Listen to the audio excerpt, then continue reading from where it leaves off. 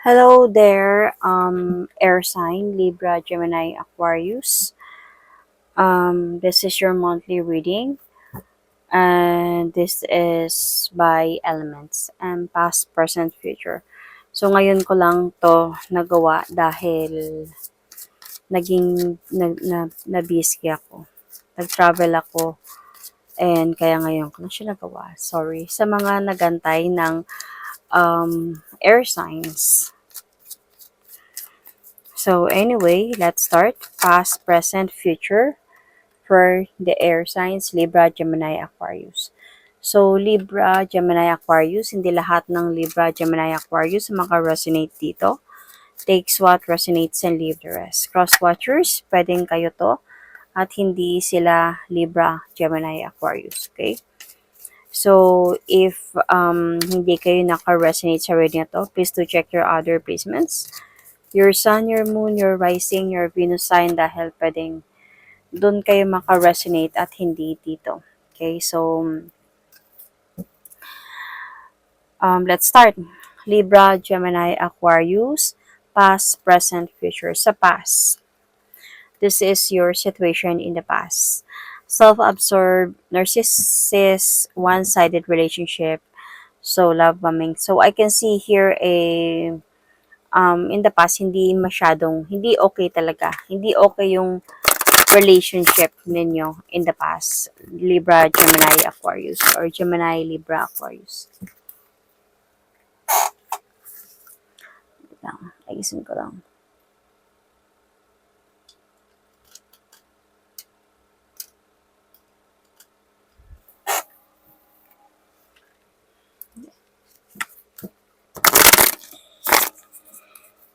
So, let's see what happened.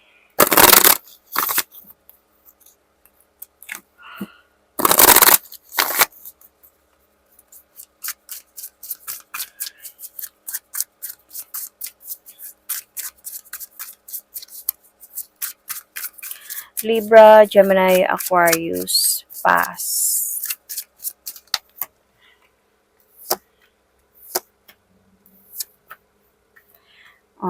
Okay. So, actually, dumating talaga sa point na hindi naging masaya yung pagsasama ninyong dalawa. Dahil na din sa parang madaming mga tanong, madaming feeling na tinatago or kinikip. Parang nagtatanong ka siguro dito, Libra, and seems like hindi mo masyado nakukuha yung tamang sagot. O feeling mo, hindi yun, or feeling mo binabaliwala niya yung tanong mo, or feeling mo ini-ignore niya yung gusto mong malaman about sa kanya, sa mga nangyayari. So, napunta kayo sa point of separation talaga. I think dumating pa nga sa point na hindi talaga naging masaya yung relationship ninyo where might be this person manipulated you pa nga, might be in the past. So, parang naniwala ka din sa mga pangako niya na magkaroon kayo ng future together, new beginning, and yet parang na-end na lang yung cycle ninyo, na-cut off na lang yung cycle ninyo, walang nangyari. So, you really love this person, Libra, Gemini, Aquarius, sino man sa inyo dito. Mahal nyo talaga tong person na to. Kaya, halos nagtiis kayo, nag-stay kayo. Even na sa point na feeling nyo kayo na lang yung nag-handle ng relationship. Na parang kayo na lang yung nag-aayos ng relasyon or something ganyan.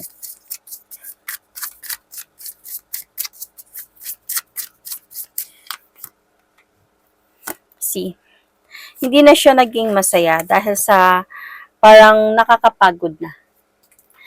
I think napagod ka na sa pag-antay kung kailan talaga kayo magkaroon ng magandang pagsasama, dalawa, kailan mabalik yung dating happiness ninyo, love ninyo.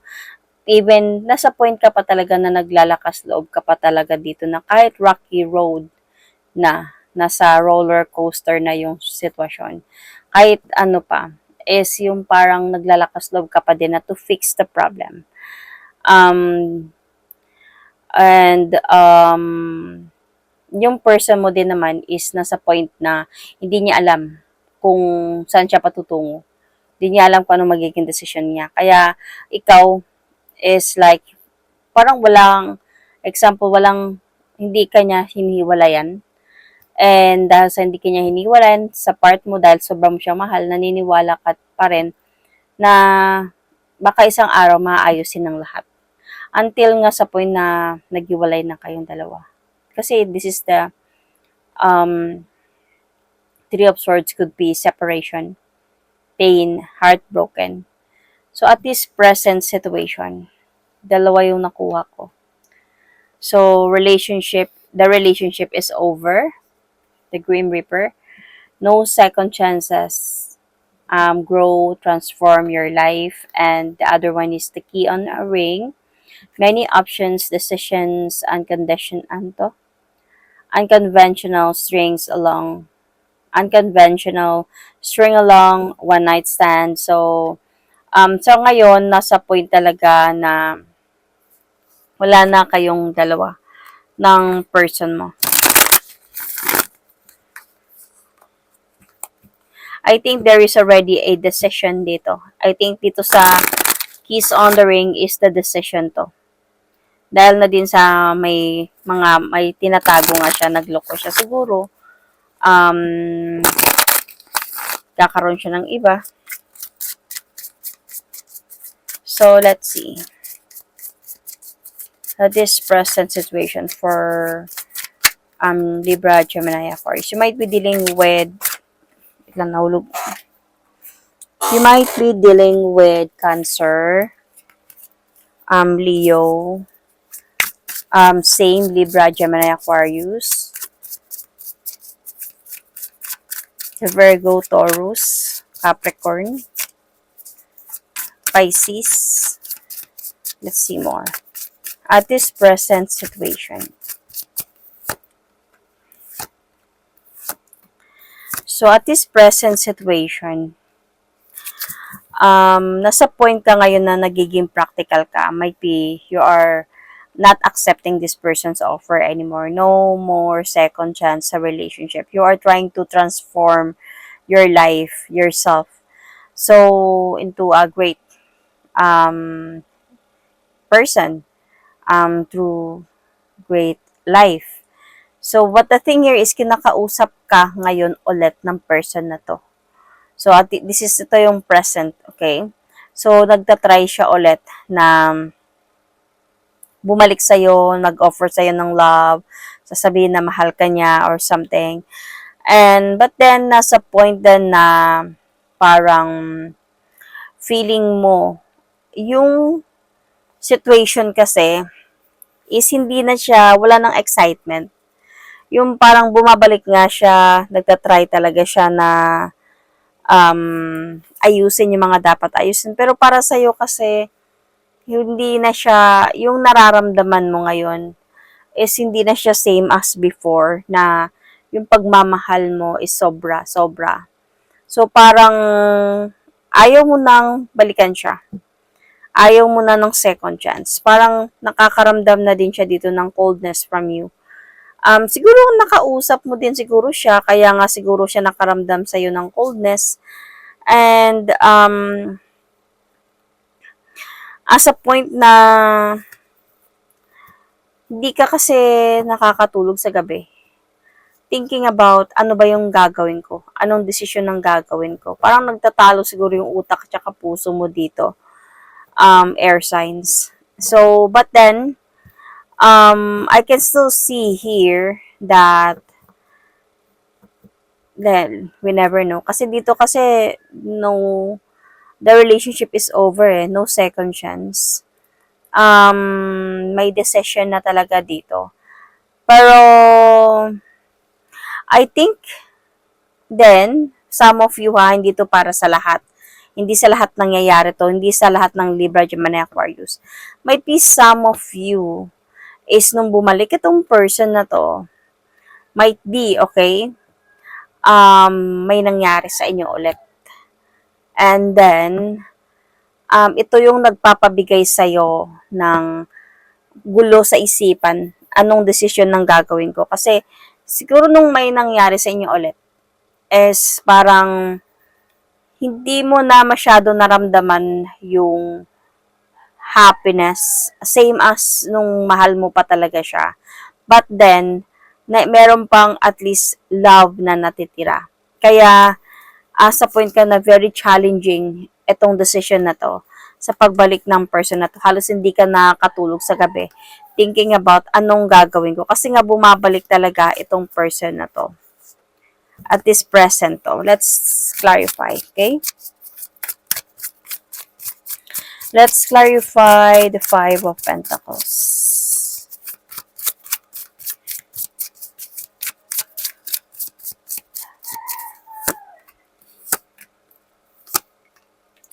See? Same as sinabi ko. Nandyan pa yung pagmamahal.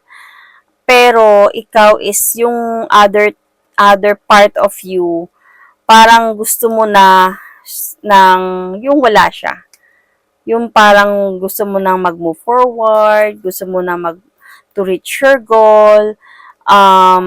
Kasi parang ang hirap nung nandyan, noon, kaysa nung naramdaman mo yung freedom, could be nung time na wala siya. Naramdaman mo na kaya mo din pala mag-move forward. Kaya mong dahan-dahan kang nag-move on. So, nung bumalik siya, might be may nangyari sa inyo or something like that, nadala ka sa mga sinasabi niya, sa mga sinabi niya, biglang na-confuse ka, nung gagawin ko. So, kasi may pagmamahal pa, kaya lang hindi na masaya. Hindi mo naramdaman, parang cold na, in a way. So, ano yung challenge dito sa connection na to? Libra, Gemini, Aquarius.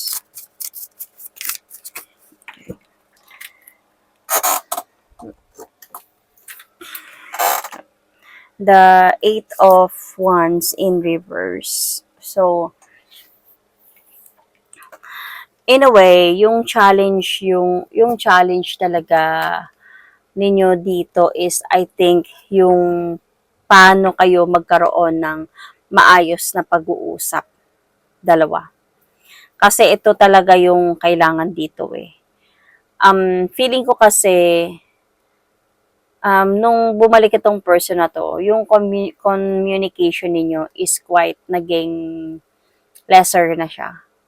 More on coldness na yung feeling dito eh. So, yun yung challenge niyo. Paano kayo mag-uusap ng masinsinan, ng maayos, ng mabaibalik yung dati. Like, same as before. So, your hope here, air signs, is you are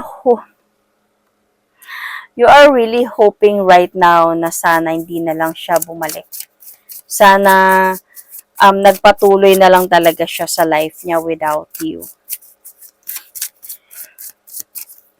And your your fear here is, okay. So, I can see here na feeling ko yung fear mo dito is paano pag mapagod ako ulit. Paano pag mapagod ako ulit na mag-antay gaya ng dati sa pagbabago niya? Paano pag ngayon lang to? Parang ganun. So, tignan natin yung future. Anong pwedeng mangyari sa future? Sabotage, rebuilding, interrogation, persistent, working on, empath, narcissist. So, narcissist na naman. You are dealing with the narcissist. Being charm or use enable boundaries. So, you will really going to take care of this yourself, especially Libra, Gemini, Aquarius. Ingatan nyo talaga yung mga decision nyo, yung feelings nyo. Might be you need to have some protection as well. Because being in a narcissist, they only care about their self. They really want you back talaga. Not because they love you unconditionally, but because they just really want to use you again. nakita lang talaga nila yung gaano mo sila kamahal before. Kaya, nag-crave sila nun again. And not because mahal ka nila. They were going to pretend na mahal ka nila or mahal ka niya. He or she will going to pretend. Pero, narcissist. Gagawin niya lang yun para makuha ka niya balik.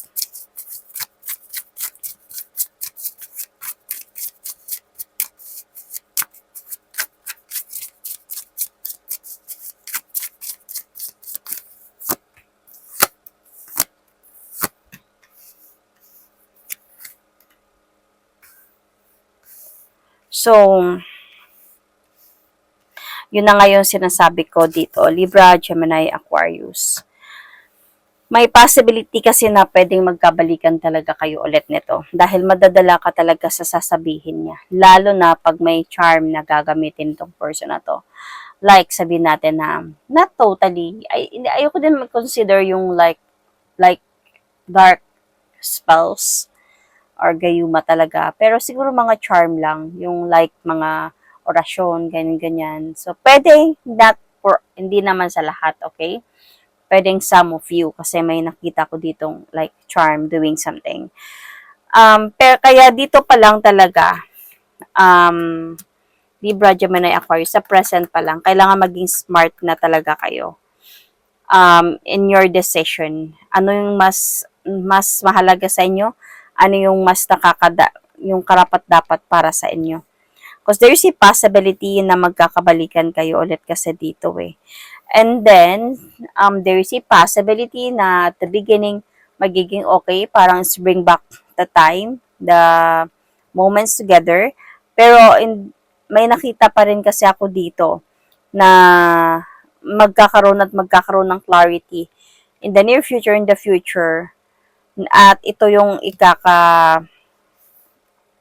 dahilan ng pag-alis, either ikaw or siya. Kasi may hahadlang at may hahadlang pa din sa relasyon ninyo sa future, even if magkakabalikan kayo ulit. So, make your decision talaga. Be wise enough talaga na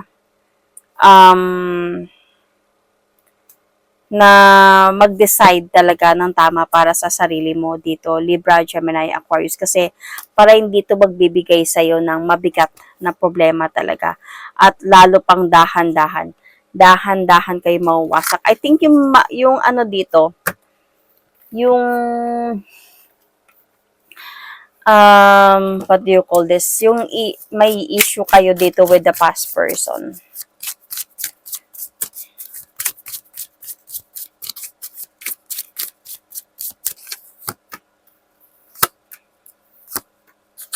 See? Kasi in the end, kasi nakikita ko dito, baka pagsisihan mo kasi yung sitwasyon, nababalik ka sa kanya.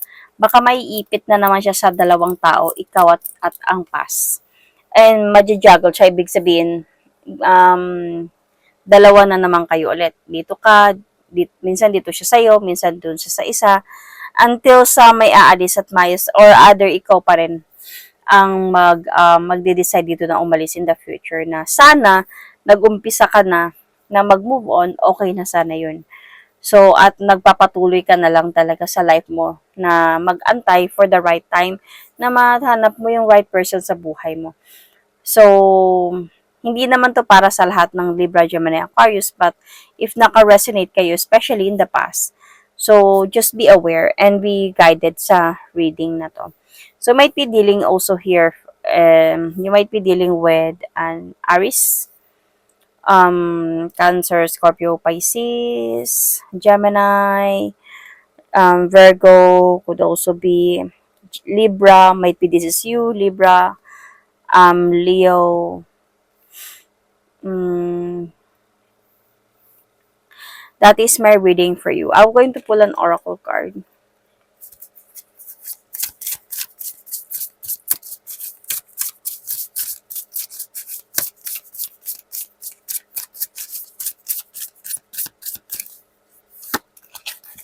Moment. Think of a special moment that brought you too much joy with your partner. So I think this oracle card is like during the present situation. Siguro itong time na to, nung pagbalik niya sa'yo, ito yung nangyayari eh, yung parang na iisip mo ulit, yung pinapaisip niya sa'yo ulit, yung mga happy memories na meron kayo in the past. Lalo na if totoong may nangyari talaga sa inyo ulit, nung pagbalik niya, lalo kang maiipit talaga sa mararamdaman mo na bumalik sa kanya or magpapatuloy sa buhay mo nang wala siya. So that is my reading for you, Libra, Gemini, Aquarius, Sun, Moon, Rising, Venus. Thank you and God bless.